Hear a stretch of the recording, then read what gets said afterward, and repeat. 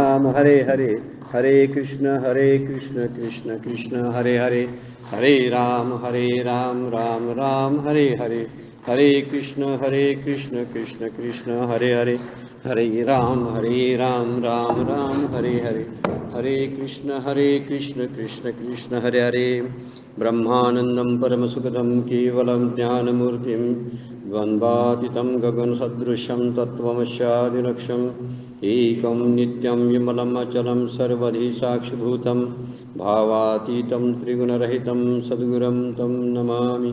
नमामि सद्गुरुं शान्तं सच्चिदानन्दविग्रहं पूर्णब्रह्मपरानन्दईशम् आनन्दीवल्लभं सद्गुरु सच्चिदानन्दं केवलं करुणाकरं ज्ञानयोगेश्वरं वन्दे ज्ञानदेवापना पुनः।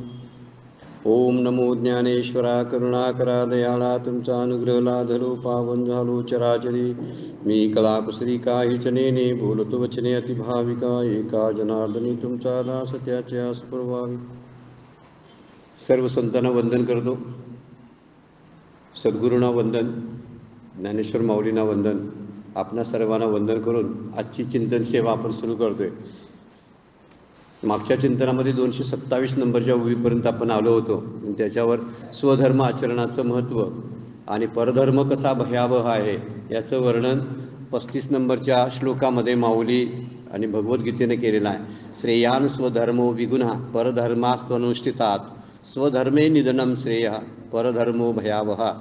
हे सगळ्यात उत्तम मार्ग कोणता? अनुष्ठिलेला वरवर दिसण्यास चांगला असलेला परधर्मापेक्षा आपला वेदविहित स्वतःचाच धर्म जो आहे तो सर्वश्रेष्ठ आहे। जरी त्यामध्ये जरी वैगुण्य असलं, वैगुण्य शब्द विगुणा हा शब्द वापरलेला आहे, त्यामध्ये जरी वैगुण्य जरी असलं तरी तो पालन करण्यामध्ये, अनुकरण करण्यामध्ये तोच चांगला आहे।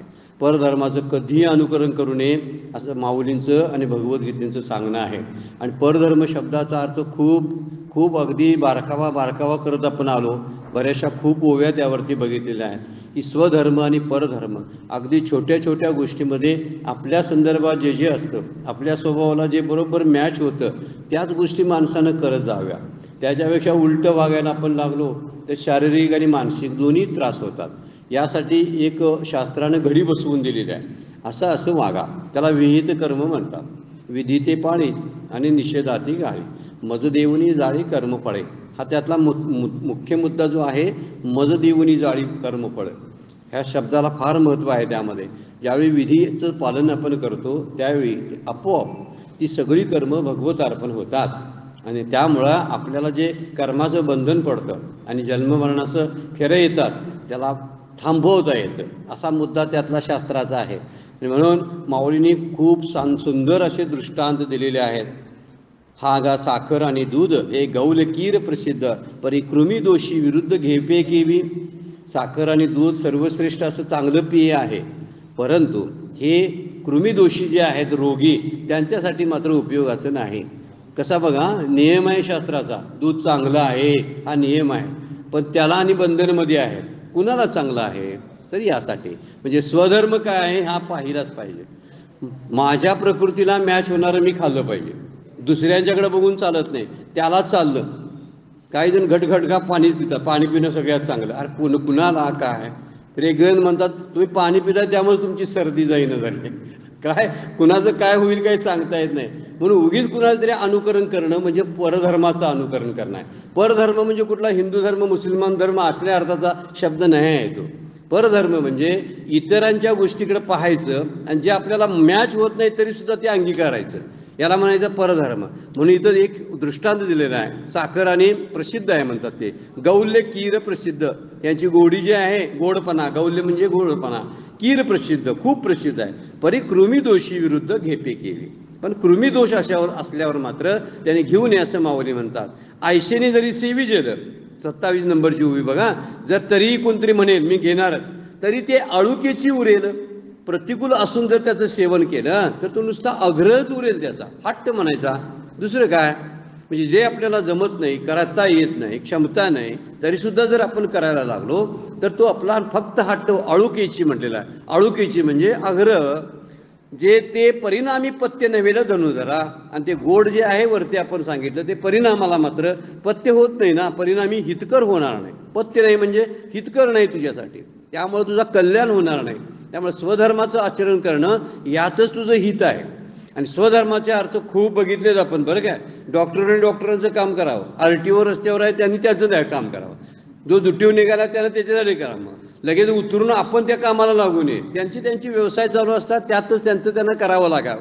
आणि असं करणं म्हणजे स्वधर्माचं पालन करणं आहे, असं 227 नंबरच्या ओळीमध्ये सांगितलेलं आहे. पुढे आता 228 नंबर त्या श्लोकाचा शेवट माऊली करतात बघा. म्हणून अनिकासे जे विहित आणि आपणया अनुचित ते नाचरावे जरी हित विचारीजे. ही सुंदर उवी आहे, लिहून घेण्यासारखी उवी आहे. आपण ज्या उव्या लिहून घ्यायला लागलोय त्यामध्ये ही उवी लिहून घेता येते, चिंतनासारखी आहे बघा. म्हणून अनिकाशी जे विहित, म्हणजे जर हिताचा विचार करायचा असेल तर इतरांना एखादं कर्म विहित असतं म्हणजे योग्य असतं, पण आपल्याला जर अविहित असेल तर ते करू नये.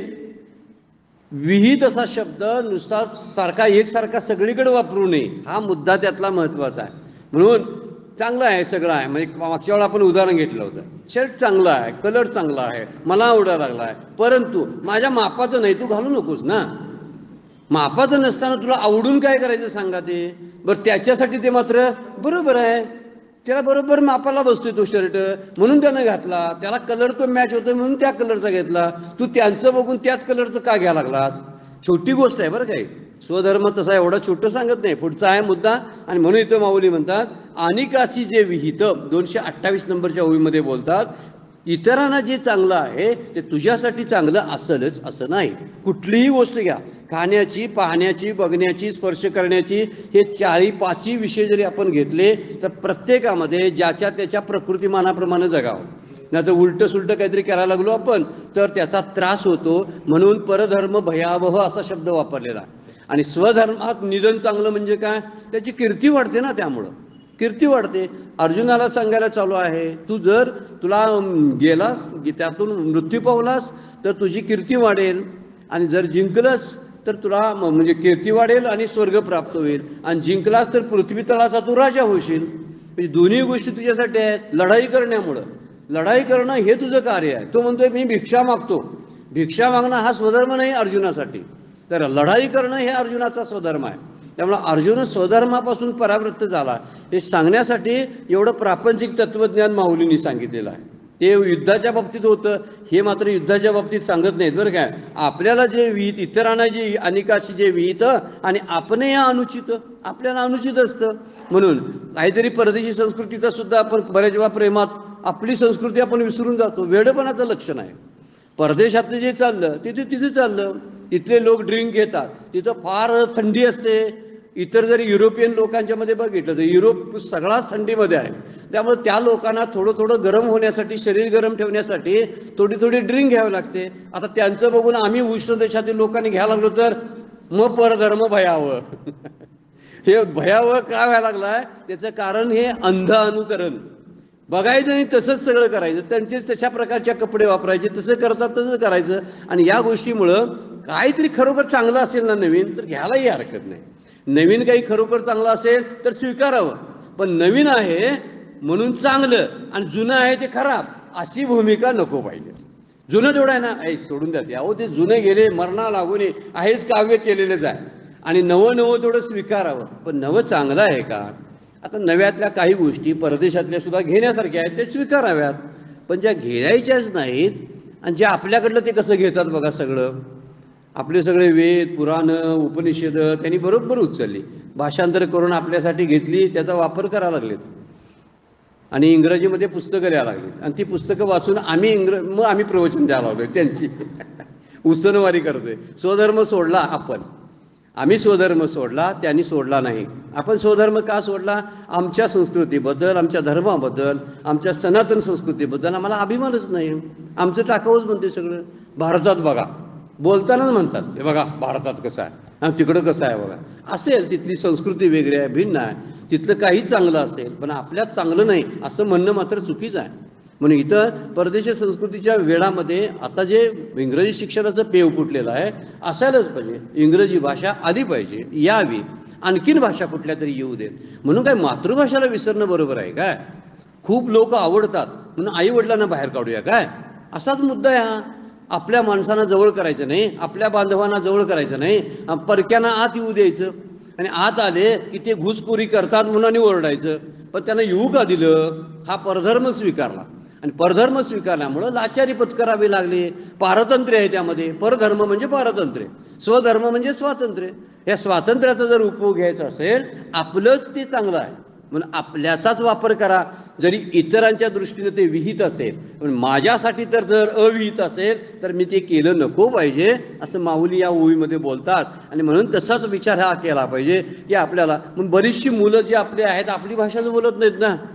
इंग्रजी संस्कृतीचा प्रभाव आहे तो आणि त्यामुळं ती इंग्रजी भाषा बोलल्यामुळं त्यांना वाटते आपण जास्त संस्कृत आहोत, सुसंस्कृत आहोत आणि सुधारलेलो आहोत असं वाटायला लागते. काही वेळा मराठी भाषा येऊन सुद्धा, हिंदी भाषा येऊन सुद्धा ते इंग्रजीच बोलतात. त्यांना येते बरं काय आणि तरीसुद्धा ते बोलत नाहीत. आता काहींना समजायला लागले त्यांनी आता ते करायला चालू केलेलं आहे. काही आई वडील स्वतः परदेशात राहत असताना सुद्धा आपल्या मुलांना हिंदी किंवा मराठी शिकवायला लागलेत, गुजराती शिकवायला लागलेले आहेत. हा देशाभिमान आहे, प्रादेशिक अभिमान आहे. कन्नड शिकवलं आपल्या देशातला आहे. ह्या सगळ्या भाषा ज्या आहेत आपल्या आल्या पाहिजेत ना. तुमची इंग्रजी यावी काय न यावी हा मुद्दा वेगळा आहे, त्याच्यासाठी वेगळं करायची काही गरज नाही. पण दुसऱ्याला इम्प्रेस करण्यासाठी जी भाषा वापरली जाते ती भाषा म्हणजे पारतंत्र्यात आपण जातो.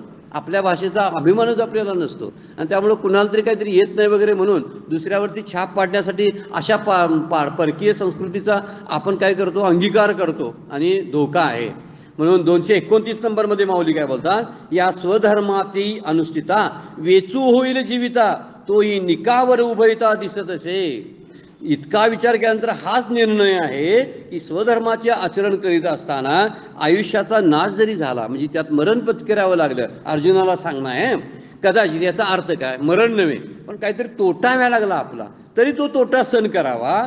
तरी पण तो नाशही येपर लोकात चांगला आहे. तो जरी नाश झाला तरी आपली संस्कृती, आपलं मीपण, स्वधर्म, स्वभाव आपण सोडला नाही असा त्याचा अर्थ होतो.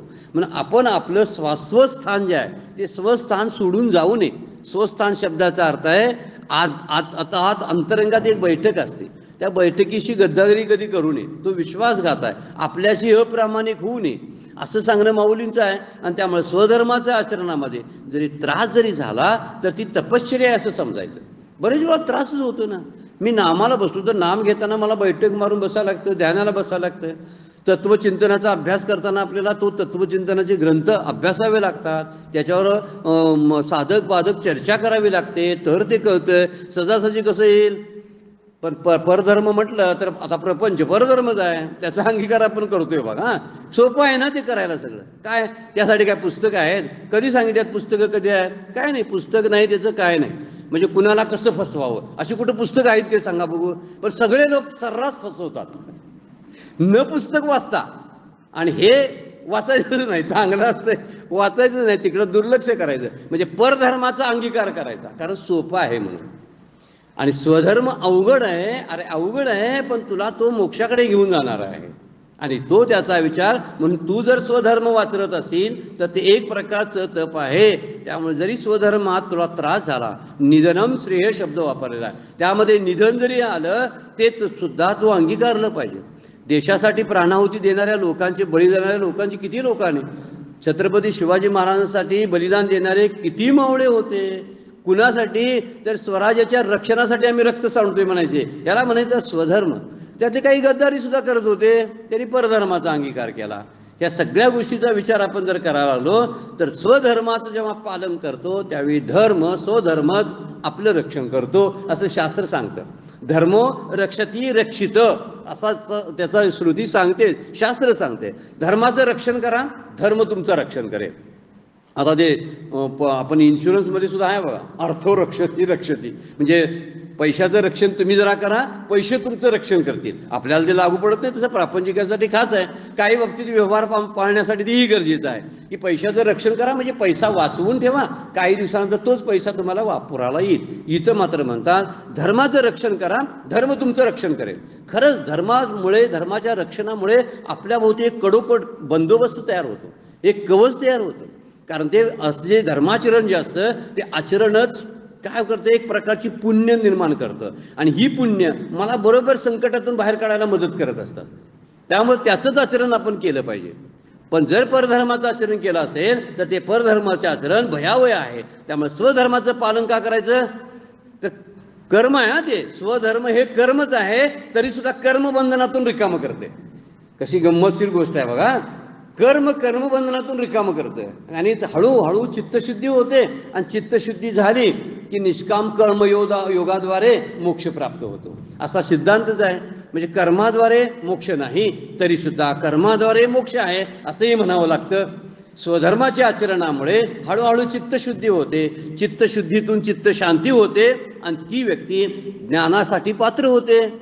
हळूहळू टप्पाच आहे. मग कर्मामुळेच ज्ञानासाठी पात्र झाली ना. स्वधर्माचं आचरण केल्यामुळेच. धर्म पालन करणं म्हणजे कर्मच आहे. मग धर्माचं पालन करणं म्हणजे धर्मकर्म जे आहे तेच कर्मबंधनातून मला रिकामं करणार आहे. म्हणून स्वधर्माच्या आचरणाला इथं काय सांगितलेलं आहे की त्यासाठी त्याचं पालन करा असा आग्रह आहे भगवद्गीतेचा. त्यामुळं दोषयुक्त असेल कदाचित तरी त्याचा त्याग करायचा नाही. वाटते त्यामध्ये काही दोष आहेत, हे आहेत, आपल्या आईवडिलांच्या मध्ये दोष आहेत, भांडखोर आहेत म्हणून काय टाकून चालेल का? दोष असतातच ना त्यांच्यामध्ये. असले तर त्यांच्या दोषासहित आपल्याला स्वीकारायला पाहिजे. कारण ते माझे आई वडील आहेत म्हणून माझं त्यांची सेवा करणं किंवा मी त्यांच्याकडून सेवा घेतली, त्यांना आता सेवा देणं हे माझं कर्तव्य आहे. म्हणून या सगळ्या गोष्टी त्यामध्ये आहे. दोषयुक्त असला तरी त्याचा स्वीकार केला पाहिजे. पण आपली माणसं कधी आपण सोडून जात नाही. हा स्वधर्माचं पालन आहे. पण बरेच वेळा आता जायला लागले ते परधर्माचं पालन आहे. परधर्माचं पालन केव्हा होतं, आपलीच माणसं आपण सोडायला लागतो त्यांच्यामध्ये दोष आहेत म्हणून. सरळ म्हणतात ते स्वधर्म काय आहे, विगुण शब्द वापरला आहे, त्याच्यामध्ये वैगुण्य असण्याची शक्यता आहे. असू शकतात माणसामध्ये दोष, म्हणून काय त्यांना टाकून जाऊन चालेल का असं म्हणतात. म्हणून स्वधर्मात निष्कामता असते, ते राग द्वेष रहित असतं, त्यामुळे पापच होत नाही ना. आणि पाप न झाल्यामुळं हळूहळू ती व्यक्ती काय होते, पुण्याच्या द्वारा चित्तसिद्धीच्या द्वारा त्या परम मोक्षाला प्राप्त होते. कदाचित एखादा जन्म जाईल त्यासाठी, पण तरीसुद्धा तो होतो. म्हणून सधर्म जो असतो तो आसक्ती नष्ट करण्यासाठी उपयोगी पडतो. आपल्या आसक्तीच नष्ट करतो. स्वधर्मामध्ये अपेक्षा नसतात, माझं कर्तव्य म्हणून तो करत असतो. माझं काही घेणं देणं नाही. आईवडिलांची सेवा मी काय करतो, तर माझं ते कर्तव्य आहे म्हणून करतो. मुलांचं पालनपोषण आईवडील का करतात, तर त्यांचं कर्तव्य म्हणून करत असतात. त्यांच्याकडून काय अपेक्षा ठेवत नसतात. त्यामुळे अपेक्षा रहित असलेलं हे कर्म स्वधर्माचे असल्यामुळं त्यातून पाप घडत नाही. पाप न घडल्यामुळं त्यातून चित्तशुद्धी होते, आसक्ती नष्ट होते. म्हणून अर्जुनाला वर्णन करताना म्हणतात, भिक्षावर जगणं म्हणणारा जो अर्जुन आहे तो म्हणतो युद्ध करणं मला नको आहे. पण अर्जुनासाठी युद्ध करणं हा त्याचा स्वधर्म आहे सांगण्यासाठी. म्हणून भगवंताच्या इच्छेनं जगणं, त्याच्यावर आपलं सगळं सोपवणं हा स्वधर्माचं पालन आहे. मी माझं कर्तव्य करतो, भगवंत त्याचं फळ मला देत राहील. कारण मी फळ पण मागत नाही. मी कर्तव्यात फळाची इच्छा नसते, कर्तव्यात अपेक्षा नसतात. आणि त्यामुळे कर्तव्य म्हणजे काय असतं, तर नुसतंच करायचं असतं आपल्यासमोर आलेली कामं. हा सगळा कर्मयोग तिसऱ्या अध्यायाचा आपण बघायला लागलोय. तिसरा अध्याय आपल्याला ज्ञानयोगासाठी तयारी करून घेतो. फार सुंदर तयारी केलेली आहे. जर तिसऱ्या अध्यायातले आचरण जर आपण करायला लागलो तर निश्चितपणे आपली पुढची जे ज्ञानयोग आहेत किंवा भक्तियोगामध्ये आपण घुसणार आहोत त्याची पूर्वतयारी हा अध्याय करून घेतो कर्मयोगाचा. म्हणून या कर्मयोगाचं अधिष्ठान जे आहे ते भगवंताच्या इच्छेनं सगळं चाललेलं आहे असं मानायला तो लावतो. त्यामुळं सर्व भगवंतावर सोपवणं हा स्वधर्माच्या आचरणातली मुख्य गोष्ट आहे. माझं काही नाही, तो सांगतो तसं मी वागतो. माझी इच्छा काही नाही, त्या भगवंताच्या इच्छेप्रमाणे मी वागतो. म्हणजे माझ्या आयुष्यात घडतं ते भगवंताच्या इच्छेनं घडतं, कारण मी काही मागितलंच नव्हतं आणि तसंच घडायला लागलेलं आहे. ती भगवंताची इच्छा असं म्हणणं. त्या खलिफाची गोष्ट सांगतात बा. खलिफा तो राजा आहे. पूर्वीच्या काळी गुलामगिरी होती, गुलाम विकत घेतली जायचे. आणि त्या खलिफाकडे राजाकडे एक गुलाम आला होता. त्या गुलामाला त्याने विकत घेतलं होतं आणि त्यानं आल्याबरोबर राजाने प्रश्न विचारला, काय तुझं नाव काय असा विचारल्यावर तो म्हणला, तुम्ही द्याल ते नाव माझं, मला काही नाव नाही. बरं, तुला पगार किती द्यायचा, तो आता कामावर आहे, तुम्ही द्याल तेवढा पगार मी घेणार आहे. बरं, तू काय काम करणार मग माझ्याकडे, तुम्ही सांगाल ते. कशी शरणागती आहे बघायची. हां, गुलाम आहे तो, पण बोलतो कसा बघा. त्यानं काय अपेक्षा यामध्ये कुठली मांडली काय बघा, की काही म्हटलं तरी तुझं नाव काय तर तुम्ही द्याल ते मला नाव, पगार किती तुम्ही द्याल तो, आणि काम कुठलं करायचं तुम्ही सोपवाल ते काम. म्हणजे कुठलीही इच्छा स्वतःची राखली नाही. त्यावेळी खलिफा म्हटला, अरे खरंच तू माझा गुरु आहेस. त्या गुलामाला म्हटला, खरंच तू माझा गुरु आहेस, कारण तुझ्याकडून शिकण्यासारखं खूप आहे. असं भगवंताच्या प्रार्थनेत आपल्याला म्हणता येते का? त्याला अनन्य शरण भक्त म्हणतात. अनन्य शरण भक्त म्हणजे काय? त्याचं अन्य काही राहिलेलं नसतं. त्याचं सगळं अन्य हे भगवंताच्या इच्छेत विलीन झालेलं असतं. अन्य म्हणजे प्रपंच, अन्य म्हणजे परधर्म, हे सगळं त्याचा काही शिल्लक राहिलेला नसतो. त्यानं सगळी इच्छा भगवंताच्या इच्छेमध्ये विलीन केलेली असते. त्यामुळे भगवंतावर सोपवावं, श्रीगुरूंच्यावर सोपवावं, आणि आपण निवांत राहावं. ते करतील तो माझा प्रपंच. आपले प्रयत्न तरी चालूच असतात, पण इच्छेला स्थान नाही. अपेक्षेला त्या ठिकाणी कुठल्याही प्रकारची प्रतिष्ठा देता येत नाही. अशा रीतीनं आपण जर वागायला लागलो तर निश्चितपणाने आपण स्वधर्माचं पालन केल्यासारखं होईल. आणि हा परधर्म जो आहे, जो भयावह वाढतो, तो भयावह असणाऱ्या परधर्मापासून आपण बाजूला येऊ ना, हळूहळू हळूहळू. पण हे करणं, पालन करणं फार कठीण आहे म्हणून सांगितलेलं आहे. पण कठीण असलं तर ते करावंच लागतं, असा विचार मांडलेला आहे. 229 नंबरच्या ओळीमध्ये काय बघा, या स्वधर्माती अनुष्ठिता वेचू होईल जीविता. वेचू होईल म्हणजे नाश होईल, जीविताचा म्हणजे तुला त्रासही होईल. तोही निका, निका म्हणजे चांगलाच आहे. वर उभयता दिसत असे, म्हणजे त्यामध्ये इह आणि पर वरती शब्द वापरलेत आहे, परत्री शब्द वापरला आहे बघा. इह लोक आणि परलोक असा उभयता शब्द वापरला आहे. तोही निकावर उभयता दिसत असे, इह लोकात मान किंवा परलोकात मान, तुझ्यासाठी स्वधर्माचंच आचरण योग्य आहे असं माऊली सांगतात. ऐसे अशा पद्धतीने 229 नंबरपर्यंतच्या हे तत्वज्ञान सांगितलं झाल्यानंतर माऊली काय बोलतात बघा. ऐशे समस्त सूर शिरोमणी, सूर शिरोमणी शब्द श्रीकृष्णासाठी वापरलाय, माऊलींचा शब्द आहे. बोलिले जेत श्री सारंग पाणी, ते तर अर्जुन म्हणे विनवणी असे देवा, वर्णन केलेलं आहे 230 नंबरच्या ओळीमध्ये. हा देवात शिरोमणी असलेला शब्द काय आहे बघा, समस्त सगळ्यामध्ये. सूर शिरोमणी, सूर म्हणजे देव, शिरोमणी म्हणजे वरचा मुख्य, सूर शिरोमणी. सूर आणि असुर हे शब्द जसे आपण वापरतो ना, तर सूर म्हणजे देव, तर सगळ्या देवामध्ये श्रेष्ठ शिरोमणी असलेला शारंग म्हणजे शारंग धनुष्य नावाचं धनुष्य ज्यानं धारण केलंय तो शारंग पाणी. पाणी म्हणजे हात, हातात ज्यानं शारंग धर असाही शब्द वापरला. शारंग पाणी म्हणजे काय, हातात ज्यानं धनुष्य शारंग नावाचं धनुष्य धारण केलं तो शारंग पाणी. इथं वर्णन कसं, शारंग धनुष्य ज्यांच्या हातात आहे असे श्रीकृष्ण जेव्हा बोलले तेव्हा अर्जुन म्हणाला, देवा माझी एक विनंती आहे. काय म्हणला, तैसे अर्जुन म्हणे विनवणी असे देवा. आता भगवंतांनी इतके श्लोक वापरल्यानंतर अर्जुनाच्या मनात काहीतरी शंका या लागलेली आहे. ती श्लोकामध्ये मांडलेली नाही. श्लोक डायरेक्ट बोलतो, हा भगवद्गीता डायरेक्ट बोलते. माऊली हळूहळू त्या श्लोकावर नेऊन सोडतात.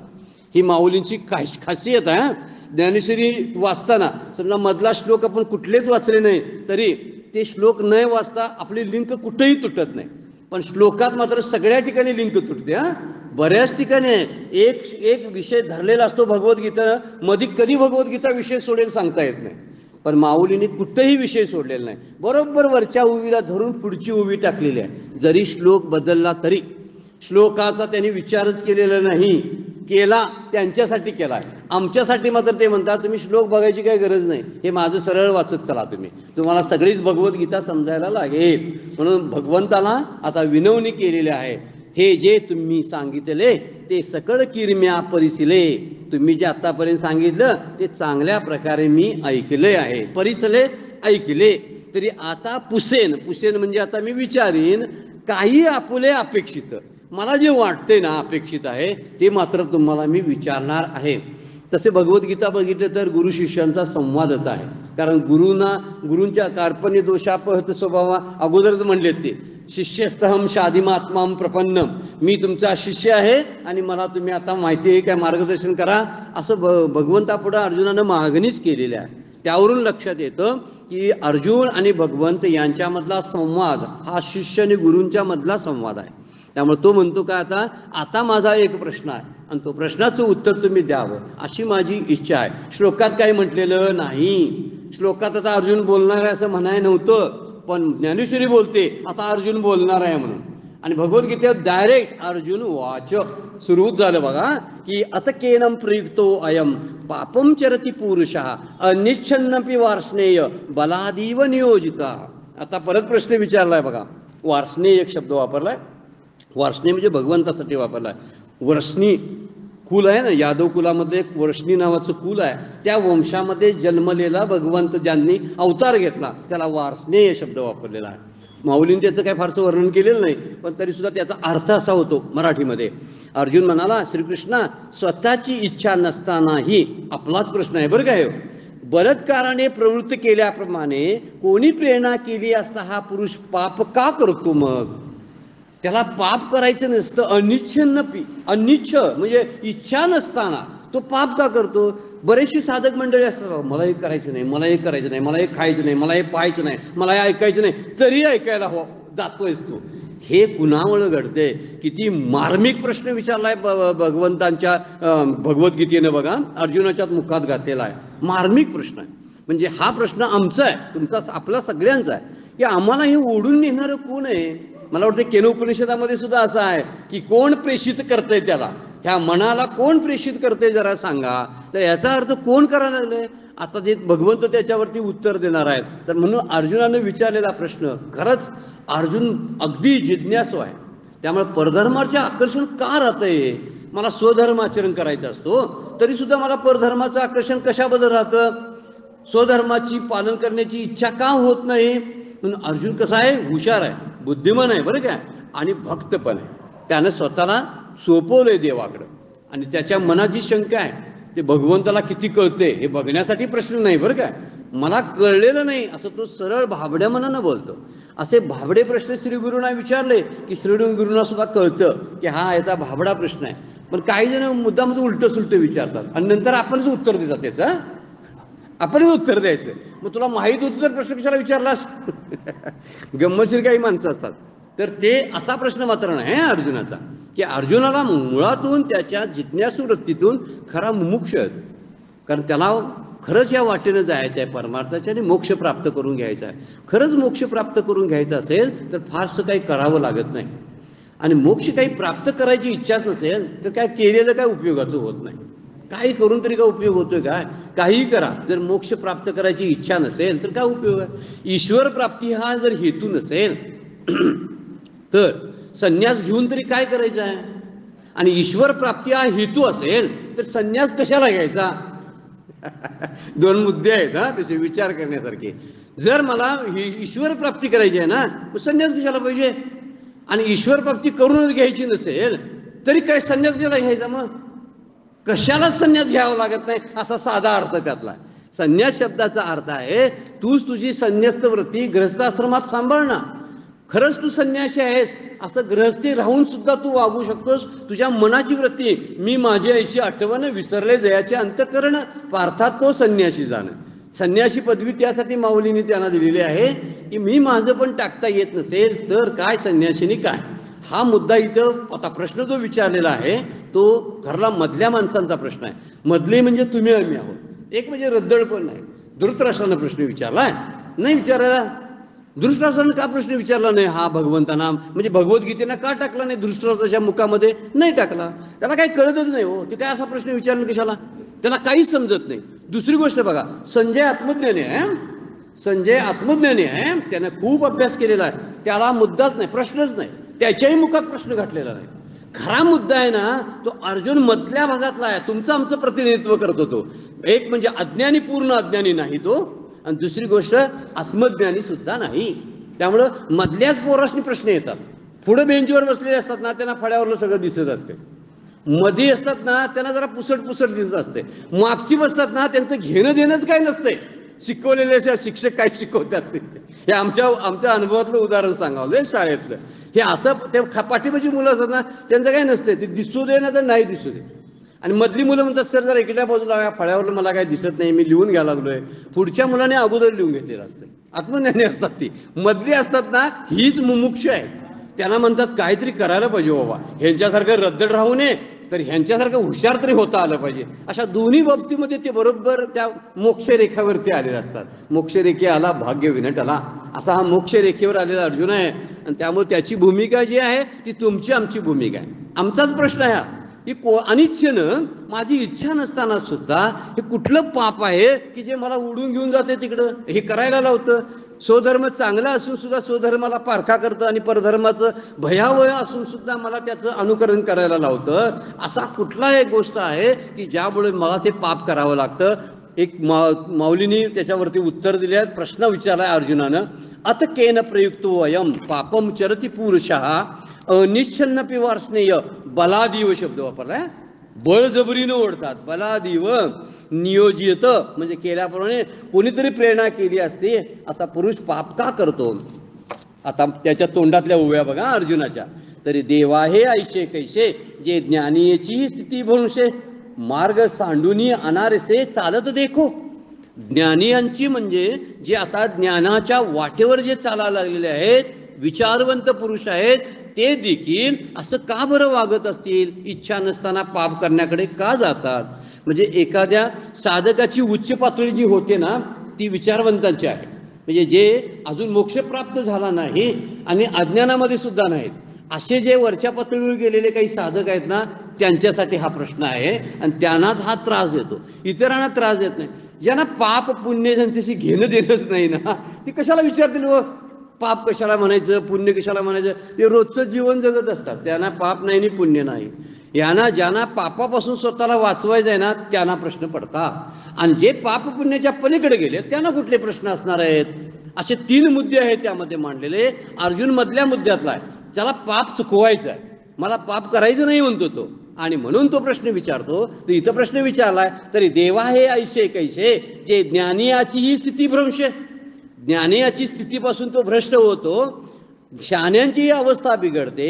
हे शहाणे लोक देखील सन्मार्ग सोडून भलत्याच मार्गाने चालत असलेले दिसतात. मी बघितलेले आहेत. आणि पूर्वीच्या ऋषीमुनींचं उदाहरण सुद्धा त्यांच्या पुढे आहे. पुराणातली काही उदाहरणं आहेत अर्जुनाच्या समोर आहेत. आपण पुराणात जायची काही गरज नाही, आपल्यातच ही उदाहरणं खूप असतात की ज्यामुळं आपल्याला करायची इच्छा नसते. एखादी वस्तू खायची नसते, डॉक्टरने इतकी मनाई केलेली असते, डॉक्टर म्हणण्यापेक्षा रोज त्रासच होत असतो, त्याचा त्रास होत असतो, पण वाटते ते एक जण गंमत म्हणून, अनपार्लिमेंटरी आहे तरी पण गंमत म्हणून आपण बोलतोयच. बरेचसे शब्द गेलेत प्रवचनातून ज्याच्यासं व्यासपीठावरून बोलायचे नसतात तरी सुद्धा. इथे म्हणतात, मी एका ठिकाणी ऐकलं ते बोलतात कसं म्हणतात, मिरची खातो तुझं कशाला खातो रे कर कर कर कर चावून. ते म्हटले काय, तुझ्या एका तोंडाला चांगलं वाटेल, दुसरं तोंड मात्र वरडते, हा हे लक्षात ठेव. किती गंमतशीर गोष्ट आहे बघा. आणि हेच आपण एका तोंडाचा विचार करतोय, लक्षात ठेवा. कुठलीही गोष्ट भयानक असते ती करतो त्यावेळी एकाचाच विचार करतो, त्याच्या परिणामाचा विचारच करत नाही. जाऊ दे, आजचा दिवस कसा होईल तसा होऊ दे. 72 तास मांस पचत नाही पचूत तिकडे, कारण करूया तिकडं आपण. अरे म्हणजे काय करायला, तुला असं कोण ओढून न्यायला, अर्जुनाचा प्रश्न आहे. तर मनातल्या मनात म्हणते, नको रे बाबा नको, ह्यांच्यापुढे जायला नको. आज फक्त नुसतं काहीतरी फरसाण खायला यांच्यावर आज प्यायचं नाही. पण बसतो तिथं आणि तिथं म्हणतो, बर थोडा एक पेक घेऊया आपण. हे कुणामुळं, हा प्रश्न जो आहे ना, म्हणून मार्मिक प्रश्न आहे. त्यामुळे पहिलाच प्रश्न येला, ज्ञानियांची मतिभ्रंशे शब्द वापरला. ज्ञानी लोक, विचारवंत लोक सुद्धा या मार्गाने का जातात असा प्रश्न आहे. आणि म्हणून पापवृत्तीचे मूळ कारण काय आहे, तर हे सांसारिक भोगामध्ये दडलेलं आहे बरं काय. किंवा आपल्याला असणारी संग्रहाची इच्छा, आसक्ती ज्याला आपण म्हणतो, या आसक्तीमध्ये त्याचं मूळ दडलेलं असतं. आसक्ती मुळच ते आहे. आणि आसक्ती ही पारंपरिक आहे बरं का. एका जन्माची नसते. वासना ज्या बुद्धीत बसलेल्या असतात ना, त्या वासना प्रेरणा करत असतात अंतःकरणाला, मनाला, बुद्धीला, चित्ताला. हे आणि त्याच प्रेरणा ज्या आहेत त्या प्रेरणेप्रमाणे मन इंद्रियांना आदेश देत असतं आणि इंद्रिय त्याप्रमाणे वागत असतात. म्हणजे दडलेले लपलेले जे षडरिपू असतात हे फार पूर्वीचे आहेत, एका जन्मातले नाही आहेत, आत्ता आपण घेतलेले नाही ते. तर ते वासनेच्या रूपानं स्थायिक आहेत, तिथं राहिलेलेच आहेत. आणि त्यामुळे ते काय करतात, ह्या अंतःकरणाला प्रेरणा देतात. आणि अंतःकरण इंद्रियांना प्रेरणा देतं. विषय तरी समोर आहेतच. विषय हे बाजूला कुठं नाहीत, विषय सगळ्यांच्या समोर असतात. अगदी जे जीवनमुक्त असतात त्यांच्याही समोर विषय असतात. पंचविषय, शब्द, स्पर्श, रूप, रस, गंध त्यांच्याही समोर भोगायला येतातच ते. आणि आमच्याही पुढे भोगायला येतात. ते फक्त इंद्रियांना तसं आदेश देत नाही, तुम्ही ते करायचं नाही म्हणतात, असलं काही करायचं नाही. मग काय करा, घे घे माझे वाचे गोड नाम विठोबाचे असं सरळ सांगतात. तू उगाच काहीतरी मचपच आणि बडबड करून गप्पा मारत बाहेर बसू नको. त्याविषयी काय कर, घेई घेई माझे वाचे गोड नाम विठोबाचे, तुम्ही ऐका रे कान माझ्या विठोबाचे गुण, डोळे तुम्ही घ्या रे सुख पहा विठोबाचे मुख, मनात येते धाव घेई राहे विठोबाचे पाय. उगीच इकडं तिकडं काही तू करायचं नाहीस, हे कोणते जीवनमुक्त पुरुष आदेश देतात. आपल्याला ते जमत नाही आणि आपली इंद्रिय आमचा आदेश पाळतच नाहीत, कारण त्यांना आपण लाडावून ठेवलेलं असतात. आणि लाडावून ठेवलेली मुलं जसं आदेश पाळत नाहीत ना, तशी इंद्रिय सुद्धा लाडावलेली असल्यामुळं त्याचा लळा करू नका. अगोदर सांगितलंय बघा, अगोदरच्या एका ओव्यामधून आपण बघितलेलं आहे की त्यांना सहजासहजी असं मोकळं सोडू नका. मोकळं सोडल्यामुळे ते लाडावतात, लाडावले तर आपल्या मनाचंही ते ऐकत नाहीत. मनाला जरी आदेश दिले, बुद्धीने जरी प्रेरणा दिली तरीही त्यांचं ऐकत नाहीत. विषय समोर आले की ते डायरेक्ट त्याच्यावरती त्याचा उपभोग घ्यायला चालू करतात. म्हणून माझ्या मनामध्ये पापाची प्रवृत्ती निर्माण व्हायला संसाराची आसक्ती हे मूळ कारण आहे. हे संग्रहाची इच्छा, भोगाची इच्छा आहे, हे काम मुख्य आहे, त्याच्यामुळं होतं. त्यामुळे पापापासून निवृत्त होऊ इच्छितो, पण विचार करत नाही मला पाप नको, पाप नको, पापापासून जातो, पण कामनेपासून मला निवृत्त व्हायचं आहे असा विचार करत नाही. ही गोष्ट मुद्दा महत्वाचा आहे बघा चिंतनाचा. आपण पाप नको म्हणतो, पाप नको म्हणतो बरोबर आहे, पण मला ही इच्छा नको असं म्हणत नाही आपण. इच्छा तर होते आणि मग इच्छा पूर्ण व्हायसाठी प्रयत्नशील राहतो, मग त्यातून पाप घडतं. पाप नको म्हणतो मात्र.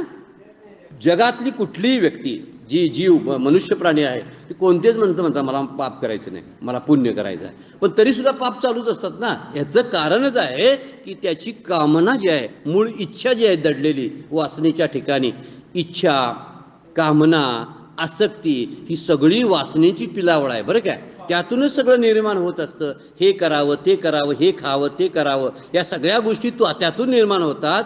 आणि म्हणून कामना निर्माण होते, तिकडं लक्ष द्यायला पाहिजे. आपली इच्छा निर्माण झाली, संकल्प व्हायला लागले की त्यावेळी इकडं तिकडं साधकाचं लक्ष असायला पाहिजे. ही जी इच्छा आहे ही निषिद्ध आहे आणि निषिद्ध इच्छा पूर्ण करण्याचा प्रयत्न करणं म्हणजे माझं आत्मघात आहे असं त्यावेळी वाटलं पाहिजे. त्यामुळे इच्छा निर्माण जरी झाली तर ती पूर्ण करण्यासाठी जी होणारी धडपड थांबवता येते. इच्छा पूर्ण करायची धडपड सुरू झाली की मग संपला विषय, मग मागं काय पाठीमागं काय येत नाही. म्हणजे मागच्या वेळा आपण एक उदाहरण घेतलंय, जोपर्यंत धनुष्य ताणून ठेवा, पण बाण जोपर्यंत सुटत नाही ना तोपर्यंत तुम्ही सुरक्षित आहात. पण बाण सुटला ना, नाही ताणला म्हणजे इच्छा झाली. मी आता बाण धनुष्य ताणलेलं आहे, प्रत्यंचात ताणलेले आहे, पण अजून गेलेलं नाही ना बाण, पण मला इच्छा झाली असा त्याचा अर्थ. कुठली तरी हे करावं, त्याला गळा दाबून मारावं, इच्छा झाली म्हणजे ताणलेलं आहे धनुष्य, परंतु अजून बाण सुटलेला नाही, हल्ला केला नाही ना.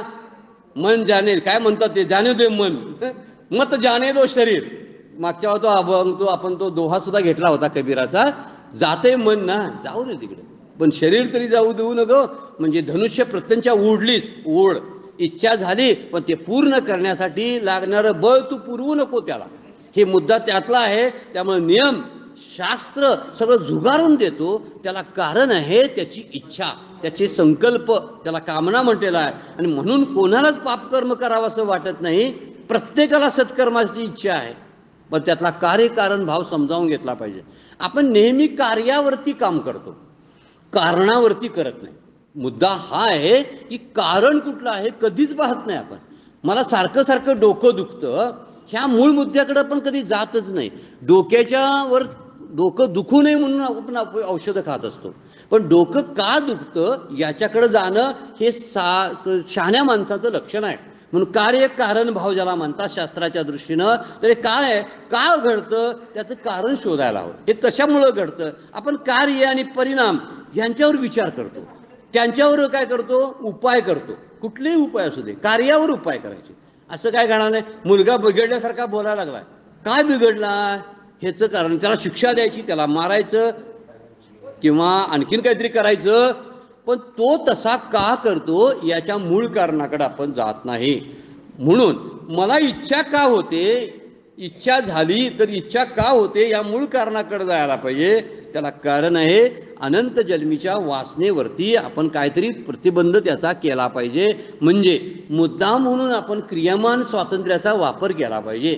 नुसतं प्रारब्ध आणि संचित आहे म्हणून चालणार नाही, तर त्यासाठी आपली एक युक्ती म्हणून केली पाहिजे. नाही, मला खूप खावंसं वाटतं पण आत्ता मी हे खाणार नाही, माझ्यासाठी योग्य नाही असं म्हटलं पाहिजे. म्हणून बरेच वेळा भ्रष्टाचार करायची इच्छा का होते? प्रत्येकानं बघा, अधिकारी असतात, मोठमोठ्या पदावर असतात, त्यांना वाटते नको माझा खूप पगार आहे, पण मध्येच कोणतरी एखादा आमिष समोर दिसलं ना, असू दे आता कोण बघायला लागले, CCTVचा कॅमेरे सुद्धा बाहेर आहेत, माझ्याकडे कुठं कोण बघायला लागलंय, म्हणून टेबला खालून घेणं ज्याला आपण म्हणतो, चोरून परधर्माचा अंगीकार करायचा. आणि मग तो भ्रष्टाचाराचा पैसा एकदा माझ्या संसारामध्ये शिरला ना, तर सगळ्या संसाराला पोकरायला चालू करतो. आणि मग आपण म्हणतोय पोकरते कशामुळं, असं कसं व्हायला लागलेलं आहे. सगळेच पैसे सगळे कधी सगळे पैसे सगळे त्या आरोग्यासाठीच खर्च व्हायला आहेत, दुखण्यासाठीच घरातल्या खर्च व्हायला लागलेल्या आहेत. घरात शांती नाही, कोण कुणाकडे पाहत नाही, सगळेजण भांडतात. हे सगळ्या घटना घरामध्ये का घडायला लागलेत? तर त्या पैशानं धिंगाणा घालायला चालू करतो तो भ्रष्टाचाराचा पैसा. लुबाडून आणलेलं बाहेरची कमाई, लोकांची कमाई ती आपल्याला पचू देत नाही, म्हणून त्याचा त्रास होतो. पण घडतं का? मग त्याच्यावर उपाय करतात. बघा, आमच्या घरात असं का घडतं, तर त्या घडण्यावर उपाय करायचे. असं झालं म्हणून त्याचं करा, तसं झालं म्हणून ते करायचं. अरे पण झालं कशानं पाठीमागं जाऊन बघा ना. त्याच्या मूळ कारणापर्यंत आपण गेलो तर शास्त्र म्हणतं मूळ कारण वासना आहे किंवा काम क्रोध आहेत. आता पुढे चालू होणार आहे प्रकरण, पुढचं प्रकरण आहे की ज्यामुळं आता शेवट त्या अध्यायाचा होतो की काम क्रोधामुळंच ह्या सगळ्या गोष्टी घडतात. म्हणजे इच्छा ज्या असतात आसक्ती, आणि आसक्तीतून निर्माण होणारा म्हणजे राग आणि द्वेष. काम आणि क्रोध शब्दाचा दुसरा अर्थ आहे काम क्रोध हे त्याचे कसे स्थूल स्वरूप आहे, पण त्याचं सूक्ष्म स्वरूप जे आहे ते राग द्वेष आहेत. राग म्हणजे आसक्ती आणि द्वेष म्हणजे त्याची नावड एखाद्या गोष्टीची. आणि म्हणून इथं म्हणलेलं आहे, पुढं माऊली काय बोलतात बघा, बघू आपण नंतर. एक 2-4 उभे आहेत, संपवायला पाहिजे होते आपण, वेळ संपलेली आहे. आजची सेवा सद्गुरूंच्या चरणी भगवान ज्ञानेश्वरांच्या चरणी अर्पण करतो आणि विराम घेऊया. पुंडलिक वरद हरी विठ्ठल श्री ज्ञानदेव तुका.